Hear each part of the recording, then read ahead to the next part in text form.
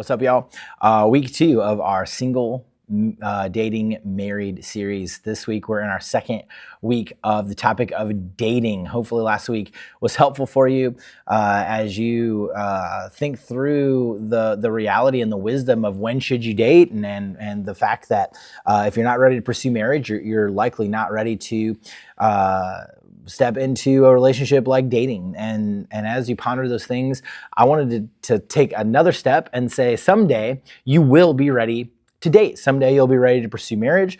That day may not be very far off for many of you. And so as we consider that, I just want to take a look at the process of dating. And when you do decide to start dating, how do you do it in a way that honors God? And so this message is called Date to Evaluate. Ben Stewart says, dating is a process you go through, not a status you sit in. And I think that's a really awesome quote, because as I think about the whole status you sit in, when I was younger and single, Facebook was just brand new. I know Facebook's like what all the old people use now, but it was really cool at one point, even amongst young people. And when people were potentially entering into a relationship, nobody believed that it was a real thing until those people would change their Facebook status update to in a relationship. That made them Facebook official. And when they were Facebook official, that's when everybody knew this relationship had gotten serious. Sounds ridiculous, right? But the reality is that outside of Facebook relationship statuses, the world still approaches dating this way, right? Like where we look at two people who seem to be pursuing a relationship, and there's no real understanding of how we're supposed to do this.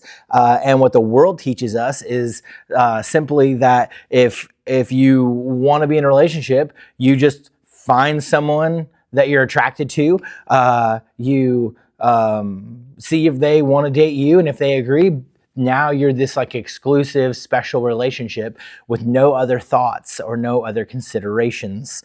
And that's tough, because so many people jump into dating with these basic standards of just like, I like you, you like me, let's be boyfriend and girlfriend. And relationships are a lot more complicated than that. Relationships can't be sustained on the puppy love or the initial attraction that drives you to want to be in a relationship with someone. And especially if we're doing it in a God-honoring way, where we're looking at relationships as the vehicle that takes us towards marriage, which is the ultimate relationship goal in the Bible. And so the Bible is going to help us through this lesson here today. But as we've talked the last few weeks, the Bible doesn't say a whole lot about what we would call dating. In fact, it says basically nothing about what the world today calls dating. It does give us some important boundaries and wisdom, as we've been talking about. But more importantly, the Bible does have a lot to say about the importance in a believer's life for evaluation. And there's several verses in Proverbs, like Proverbs 14:8, that says, "The wisdom of the prudent is to discern his way, but the folly of fools is deceiving." Or Proverbs 21:5, that says, "The plans of the diligent lead surely to abundance, but everyone who is hasty comes only to poverty." Or 15:22, that says, "Without counsel plans fail, but with many advisors they succeed." And Proverbs and throughout Scripture, we are taught the importance of wisdom and the importance of being good evaluators. We're called to evaluate ourselves and our soul and our intentions and our hearts and our minds to make sure they line up with God. And this principle absolutely applies to relationships. And so as you think about whether or not you're pursuing dating today, and if you're not sure about that, you need to check out last week's lesson again.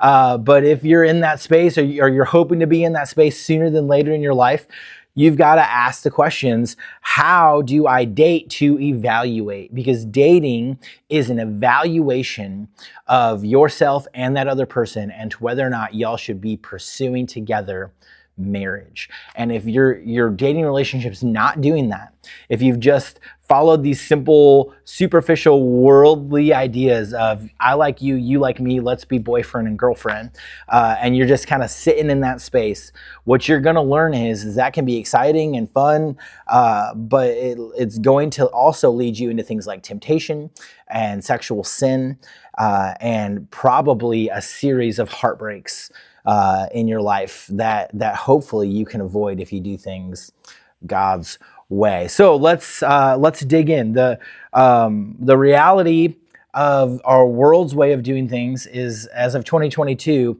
between 40 and 50% of first-time marriages end in divorce, right? And so we have the world's way of dating that leads to just broken relationship after broken relationship. That idea filters into marriage, where we see marriages are handled the same way. Like, once you and I aren't clicking anymore, I'm out. Doesn't matter if we're married or not. I'm going to go find somebody else. And so we have to buck everything the world tells us about relationships, and we have to look at doing things God's way. And the Bible, as I've said, teaches us to be evaluators. And so we need to learn to date to evaluate. And so when you're ready for marriage, you need to date to evaluate. How do we do that? First thing is this: don't date unless it glorifies God. I told you this was going to come up first point every week, and I meant it. You need to be a glorifier of God in everything that you do. That's what we're called to do as humans, as believers. And so as we look at our intentions for dating, how we're approaching dating, how we're acting once we're dating, though, it needs to glorify God. And there's a lot of grace in the fact that nobody's perfect. And so your dating relationship isn't ever going to be this perfect thing. But if you're consistently sucked into sin and unhealthy things that aren't glorifying God in your dating relationship, then it's just showing you've got some work to do on yourself, and you're not ready to handle that relationship. You need to step away from dating and focus on your relationship with God. Don't date unless it glorifies God. There's some other boundaries that Scripture puts in place, like 2 Corinthians 6:14, that says, "Do not be unequally yoked with unbelievers. For what partnership has righteousness with lawlessness? Or what fellowship has light with darkness?" Now, people are going to make the argument that this verse is not specifically talking about marriage or dating, that it's advice for believers and how to handle business and all those types of things. And I agree. I think this verse covers a lot of bases, but I absolutely believe that it covers through the wisdom of thinking about something like relationships. If you're pursuing a relationship with someone who doesn't love Jesus, and honestly, I don't care if they give themselves the label of Christian. There are many, many people in this world who give themselves the label of Christian, but they don't love Jesus and they're not following him. He's not the Lord of their life. You need to evaluate not just yourself and are you a glorifier of God, but you need to evaluate the person you're considering having a relationship with and asking yourself, is there clear evidence that they love the Lord and they serve Jesus and are honoring him with their life? And then beyond that, as you pursue a relationship with that person, the way that you act together in that relationship needs to glorify God. The Bible talks regularly about fleeing, running from sexual temptation. And so when you enter a dating relationship, it needs to be a process you go through to move towards marriage. And if that's not happening, then all you're doing is inviting in temptation that the Bible advises you to run from, to stay away from. And certainly if you're in a relationship and that temptation is already overcoming you, you need to end it so that you can deal with the sin in your life and get in a place where you're glorifying God before you're ready to consider dating again. If you aren't chasing Jesus or the other person's not chasing Jesus, then your relationship is going to end in a bad way. You're either going to be pulled away from being honoring and glorifying to Jesus through the influence of the other person, or that relationship's going to end in heartbreak. Don't date unless it glorifies God. Number 2, how do we date to evaluate? And this is big. Embrace community. Dating should not mirror the exclusive nature of marriage. And the way that we handle dating in the world is we act like because someone is now boyfriend and girlfriend, and I don't say we, just like as us here as Christians, the world, what it's telling us is dating is like a trial, like a test drive. Like when you go to the auto dealership and you're not sure if you want to buy a car, so you go take it on a drive to see how it is. That's what dating's like, is that dating should involve things like physical intimacy, living together, that you have full right to each other. The Bible does not make this this assumption at all. In fact, the only rights that one person has to another in these intimate ways is in marriage. And so dating should be a process of evaluation to whether or not this is the type of person you want to commit yourself to in that way. But realizing because you're dating does not mean that you have entered into this relationship where you now have right to that person emotionally, spiritually, or physically. And so it's really important that we understand the importance of community, that we date in a way where we don't go, okay, it's just you and me now, and we close the rest of the world out around us, and it's kind of this like intimate, no one else is a part of this thing. But dating should include lots of community. There should be friends around you who are a part of the time that you spend together. There should be parents or mentors who love the Lord, who are speaking into and know what the relationship is like and know whether or not it's good and can hold you accountable to those things. When we forget community, we lose objectivity. And what I mean by that is we make ourselves so exclusive and we tie ourselves to someone in a way that's marriage-like, and no one else is allowed in, and we kind of isolate ourselves.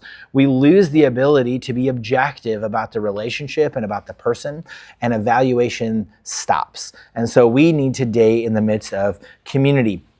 Dating websites struggled for years to get their algorithms correct on how to get people who liked each other to connect, and they spent millions of dollars, and here's what they decided. Instead of trying to find people who were perfect for the long run, they started connecting people based on looks and charm. Looks and charm, two things that in no way will sustain a relationship for the long haul. Looks will fade, charm will fade. The most charming person in the world has ugly sides and bad days and pet peeves and things about them that might be frustrating. Actually, Proverbs 31:30 says this: charm is deceitful and beauty is vain, but a woman who fears the Lord is to be praised. We need to evaluate a person and their pursuit of Jesus, as well as things like how they act in community, how they treat other people, how they represent themselves in groups, so that we can evaluate each other in a healthy way. In fact, when we make ourselves super exclusive one-on-one, what tends to happen is, especially early in dating, but throughout dating, is we're just putting our best foot forward and we're kind of creating the best version of ourselves, which really allows for no evaluation of who each other really are. Number 3, how do we date to evaluate? We date with a ton of accountability. It's kind of like number 2, only more specific. You need people in your lives that you trust, that will hold you accountable for your actions, will ask you the hard questions, will check in with you, will pray with you, people who love Jesus, that are going to come alongside you and say, hey, I'm going to walk through this with you. I know that you're pursuing marriage with this person, and I just want to be a partner with you in that and praying for you and helping you in this process of evaluation. And a 4th point to finish up this lesson is this: dating should be a process of evaluation that moves you towards marriage. So date when you're ready to move towards marriage. And I know that question still looms. How do I know when I'm ready for marriage? Well, points 2 and 3 play a lot into that. The community that you're a part of, the accountability that you should have as a believer in your life can speak into those things. Lots of prayer and seeking godly wisdom to say, God, show me when I'm ready to pursue this type of relationship. And there's a lot of other wise things. Are you ready to be out on your own? Can you afford to with another person, unite in marriage and live life together? What are your goals? Are you planning on going off to college and pursuing a career in a way that's going to make marrying someone tough for the next several years? You have to ask yourself these questions. You have to know yourself, your goals, where you're going. You need accountability, you need community to help you evaluate yourself to say, am I ready to pursue marriage, so that you can start evaluating the person that you might want to pursue marriage with, to decide, is this what God would want for me? Are we glorifiers of God together pursuing marriage? So I want to remind you that the gospel of Jesus exists in this arena as well, and that Jesus has so much grace for you, that if you've been living in sin, that if you've been struggling and you need forgiveness, you need to step out of that, you need to get away from the temptation. And that living in sin could mean in a relationship that you're in, or it could just mean in the desires that you have to be with another person. And so things like the images or videos you've been watching on your phone or computer. It could mean the thoughts inside of your head. It could mean the physical things that you're guilty of with another person. That Jesus wants you to know he has love and grace for you, that he died to forgive you of your sins, and that includes even sexual sin. And there is freedom to be found in Jesus, in these things. And if we could just wrap up with some application. If you're in a relationship or if you're pursuing one, here's some things I want you to know. You need to ask yourself questions. First question you need to ask yourself is this relationship, or would this relationship glorify God? Secondly, ask yourself, am I dating in the midst of healthy Christian community and accountability? And the last question is, if I'm pursuing a relationship or in a relationship, am I ready to pursue marriage? And if not, do I need to consider ending this relationship so that I can avoid and run and flee from things like sexual temptation, the way the Bible tells me that I should? I realize that I'm going to give these lessons, and we're going to look at these things biblically, and many of you are going to pursue dating in the near future. And what I want you to hear is that I love you, and you don't need to hide that from me, but rather I would love to know about that, so that we can be praying for you, so that I can meet with you regularly and check in with you and help protect you and help be a voice of accountability that guides you in those decisions that you are making. So I want to encourage you just to let me know if you're pursuing a relationship, if you're in a relationship, and we'll set up some accountability between you and I, or you and your small group leader, that I think will benefit you greatly.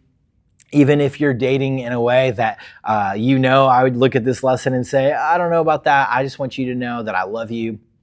And that I want to be able to walk with you in those things. So reach out to me, let me know. Would love to talk with you about that. But lastly, if you're in a relationship and it's not glorifying God and it's not chasing after Jesus, you need to get out of that. And if you need help getting out of that relationship, if you need someone to be with you, be alongside you as you make that tough decision, and I know it's going to hurt, and I know that's hard, reach out to me, because I want to be there for you to help you through those hard decisions, so that you can deal with the sin that you've been living in and deal with the tough things, so that you can receive the grace and forgiveness that Jesus has for you and start living for him again. Love you guys. We will see you next time.